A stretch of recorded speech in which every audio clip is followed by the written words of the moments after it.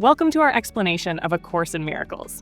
Today we're diving into Chapter 2, Section 7, Cause and Effect. This section explores how our thoughts shape reality, why love and fear can't coexist, and how embracing love can lead to profound transformation. It's all about reshaping the way we see the world and ourselves. Let's unpack it together. Wait, what? The idea of cause and effect is at the heart of this section. Think of it like this. Our thoughts are the cause, and our experiences are the effect. We are the architects of our own lives. If we're constantly focused on what could go wrong, it's like we're writing the script for our own disaster movie. But here's the amazing part. It works both ways. When we focus on positive, empowering thoughts, we're far more likely to create positive outcomes. It's not about pretending the bad stuff doesn't exist. It's about choosing where to direct our energy, being mindful, and taking control of the narrative. Now here's where it gets really fascinating. Fear, according to this perspective, isn't something external. It's not something that just happens to us. It's something we generate within ourselves. Take horror movies as an example. Some people love the thrill, while others can't even watch a trailer without covering their eyes. The difference isn't the movie, it's the interpretation. Fear lives in our perception, not in the world around us. To explain this, let's use a metaphor. Our minds are like gardens, and our thoughts are the seeds we plant. If we're planting fear-based seeds, worries, anxieties, doubts, we'll end up with a fear garden. And let's be real, nobody wants to harvest that. Here's the kicker. No one can weed that garden but you. It's up to us to cultivate the mental space we want to live in, and that's a powerful realization. Then there's this concept of miscreation. Miscreation happens when fear-based thinking takes over, leading to outcomes that don't align with our true selves. Think of it as self-sabotage on a deeper level, like staying up all night binge-watching videos instead of preparing for something important, then facing the fallout the next day. That's miscreation. A perfect example of how fear-based thoughts can derail our intentions. It's like baking a cake without the baking powder. Sure, you'll get something, but it won't be what you hoped for. And here's where miracles come into play. Miracles aren't about grand, supernatural events. They're about subtle yet profound shifts in perspective. When we choose love over fear, take responsibility for our thoughts, and align our actions with our higher selves, that's when the magic happens. It's not about changing the world. It's about changing how we see it. And that shift, that's where true transformation begins. Let's talk about miracles. And no, we're not diving into parting the Red Sea or walking on water here.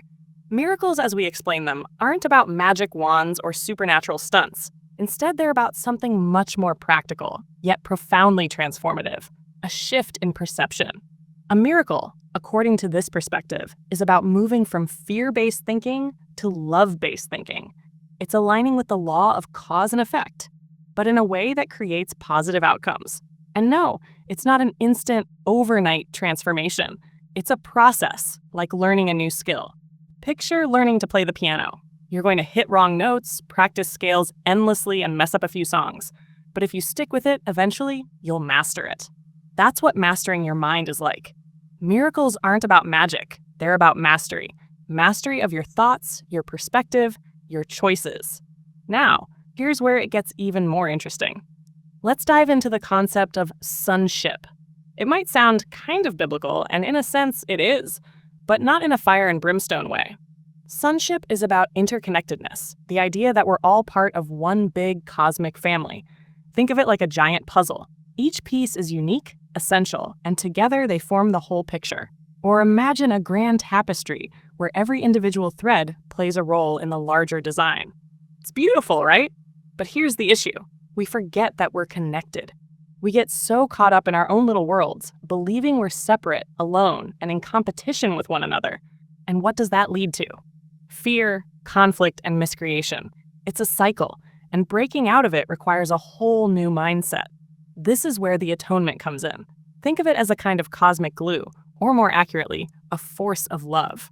The atonement draws all the pieces back together, reminding us of our inherent wholeness. It helps us see that we're not really separate, and that our individual journeys, our growth, our healing, contribute to the evolution of the whole.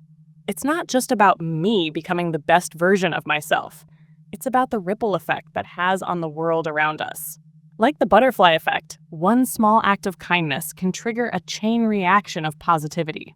So, how do we approach this in practical terms? If fear can't be conquered head-on, because resisting it just makes it stronger, what's the move? Do we sit around and wait for it to disappear? Definitely not. A Course in Miracles talks about the difference between readiness and mastery. Let's break that down. Readiness is like that spark of inspiration, the moment you decide you're ready for change. It's like deciding to finally pick up a guitar and commit to learning how to play. But here's the thing. Readiness isn't mastery. It just means you're willing to show up and put in the effort. Mastery, on the other hand, comes with consistent practice. It's about choosing love over fear again and again until it becomes second nature, like riding a bike or playing a song without even thinking about the chords. But let's be real, it's not always easy. Some days it feels like 2 steps forward and 1 step back. So how do we stay motivated? That's where the atonement comes in, that force of love connecting us all. It's like having a built-in GPS that guides us back to wholeness, even when we veer off course. It's comforting to know that this support is always there, cheering us on, especially when the journey feels tough. Now, what about those moments when negativity seems overwhelming? Let's face it, the world can feel like a pretty chaotic place at times. How do we hold on to love and wholeness when pain and suffering feel so pervasive? It's like trying to meditate in the middle of a hurricane. But here's an essential reminder. The world we see is a reflection of our collective thoughts and beliefs. If we're seeing chaos and conflict, it's because, collectively, we're choosing fear over love. It's like we're projecting this movie onto a massive cosmic screen. And if we don't like the movie, we need to change the projector reels. Swap out those fear-filled films for stories infused with love and inspiration. So how do we do that? It starts with us. The more we embody love in our own lives, the more we contribute to a loving and peaceful world. Like Gandhi said, be the change you want to see in the world. That doesn't mean ignoring problems or pretending everything is fine. It's about recognizing that love is the most potent force there is. Even in the darkest moments, it has the power to transform everything. It's about holding on to hope, believing in love's ability to make a difference, no matter how daunting the challenges may seem. Think of it like Frodo carrying the ring to Mordor.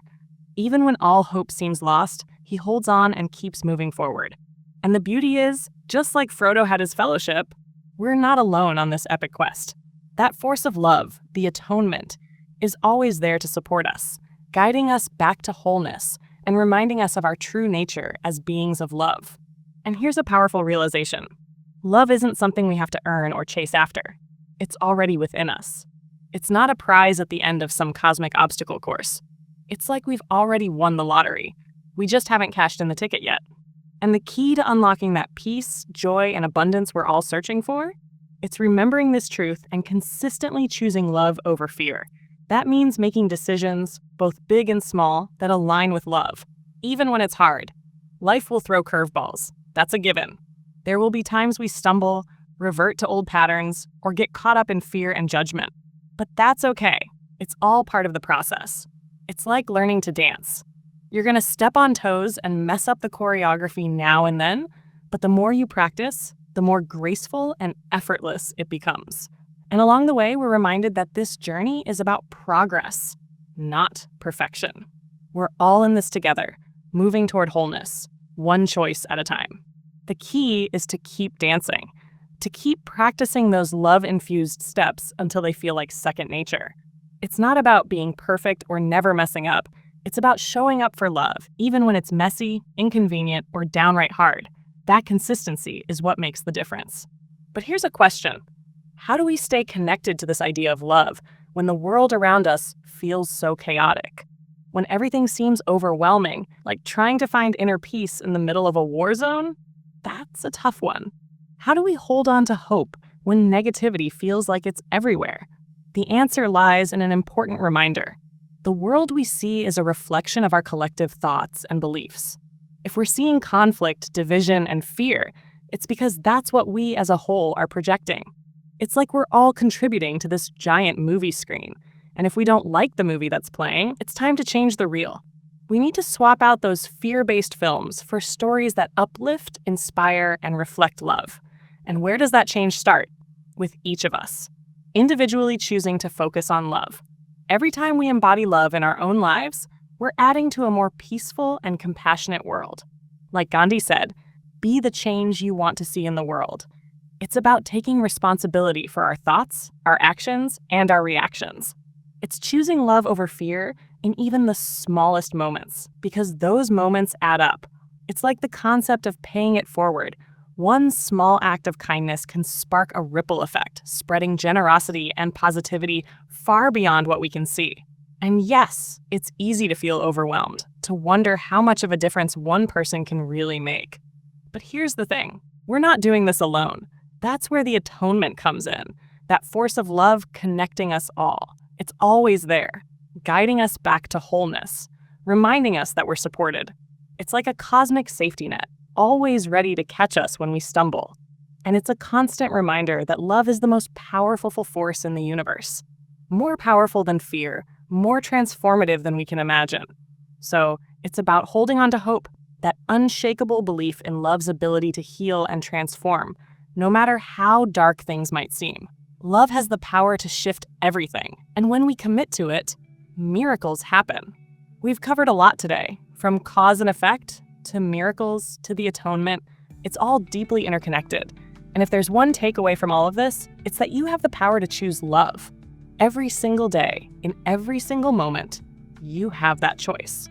So choose love, my friends, and watch what happens. It'll be a miracle. Thanks for joining us at weiwat's A Course in Miracles. Today, we dove into Chapter 2, Section 7, Cause and Effect, exploring how our thoughts shape the reality we experience, why fear is merely an illusion, and how love holds the key to overcoming life's challenges. We also unpacked the journey from readiness to mastery, the profound impact of understanding cause and effect, and the beautiful concept of wholeness as a natural state of love. Keep reflecting on these insights, and remember, every thought is an opportunity to choose love over fear. Until next time, stay mindful and keep choosing love. See you soon.